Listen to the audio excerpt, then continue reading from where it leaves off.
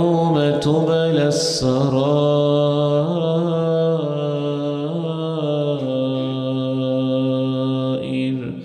يوم تبلى السرائر، جس دن وہ اپنے پاس واپس بلائے گا اس دن سارے راز کھول دیے جائیں گے۔ کیسے کھولے جائیں گے؟ چند لمحات کے لیے اس پہ ہم نے رک کے گہرائی کے ساتھ سوچنا ہے۔ راز کھولنے کے جو مختلف انداز ہوں گے، مختصراً میں ہم کو بس گنواتا جاؤں گا، تفصیل میں نہیں جاؤں گا۔ ایک انداز راز کھولنے کا یہ ہوگا، 1 بائی 1 آپ نے گنتے جانا ہے اور یاد بھی رکھنا ہے، اور اس بارے میں میں نے اور آپ نے فکر مند بھی ہونا ہے۔ پہلا طریقہ آج کی ہماری گفتگو کی ترتیب کے لحاظ سے، آخرت میں کیا ترتیب ہے اللہ بہتر جانتا ہے، میری گفتگو کی ترتیب کے لحاظ سے پہلا طریقہ راز کھولنے کا یہ ہوگا کہ جب قیامت کا دن قائم ہوگا، جب زلزلے برپا ہوں گے، جب کائنات کا نظام تہو بالا ہوگا، تو پہلا انداز راز کھولنے کا یہ ہوگا کہ رب کریم جس طرح سے انسان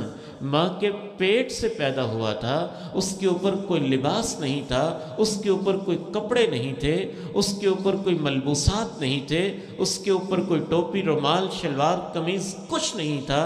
اللہ قبروں سے انسان کو اٹھائیں گے تو جیسے ماں کے پیٹ سے ننگا پیدا ہوا تھا، قبروں سے بھی ہر انسان برہنہ اور بے لباس ہی کھڑا کیا جائے گا۔ پھر راز کھلیں گے، ہر انسان کو اس کے اعمال کے مطابق لباس دیا جائے گا۔ آپ علیہ السلام ارشاد فرماتے ہیں، اول من یکسا ابراہیم، قیامت کے دن سب سے پہلے اللہ کے پیارے نبی نے کہا میرے دادا ابراہیم کو لباس پہنایا جائے۔ بچہ پیدا ہوتا ہے تو ماں باپ اس کو لباس پہناتے ہیں، اپنی اپنی حیثیت، اپنی اپنی گنجائش اور اپنی اپنی جیب کے مطابق اور مالی استطاعت کے مطابق۔ اور قیامت کے دن اللہ راز جب کھولے گا، ہر انسان کو برہنہ اٹھائے گا، پھر اللہ ان کو لباس پہنائے گا، ہر انسان کو اس کی نیکیوں والی حیثیت کے مطابق۔ وَلِبَاسُ التَّقْوَى ذَلِكَ خَيْرٌ وَلِبَاسُ التَّقْوَى ذَلِكَ خَيْرٌ۔ خصوصاً جو قرآن پڑھنے والے لوگ ہیں، جن کو ہم معمولی سمجھتے ہیں، یہ مسجد توحید الحمدللہ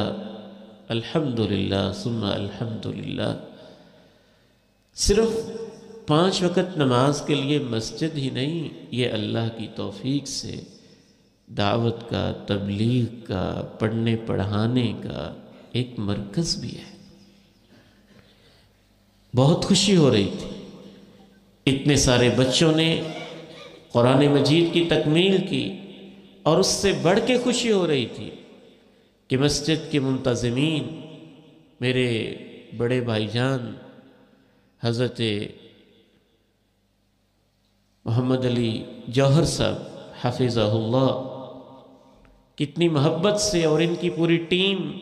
اور سارے ساتھی اور حضرت قاری صاحب کیسے بچوں میں بھرپور طریقے سے ان کی حوصلہ افزائی کی جا رہی تھی۔ یہ تو وقتی طور پہ حوصلہ افزائی ہے،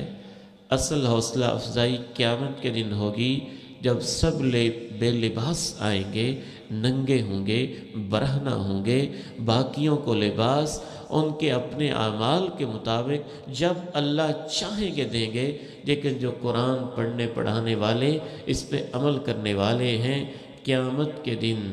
اللہ کا قرآن سفارش کرے گا، یا اللہ اس کو خاص لباس پہنا دے۔ تو پھر اس حافظ قرآن کو، قاری قرآن کو جس نے اس پہ عمل بھی کیا اس کو اپنی زندگی کا اوڑھنا بچھونا بنا لیا. یہ نہیں 1-2 سال پڑھتا رہا پھر ساری زندگی بھول ہی گیا. قرآن ہے نا، قرآن، اس کے ساتھ اس نے وفا کی،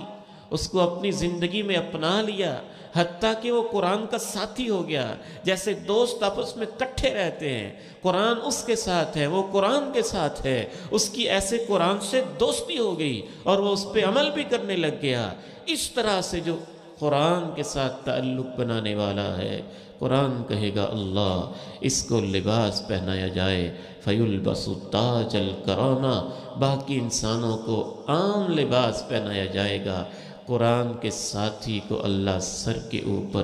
عزت کا تاج پہنائیں گے.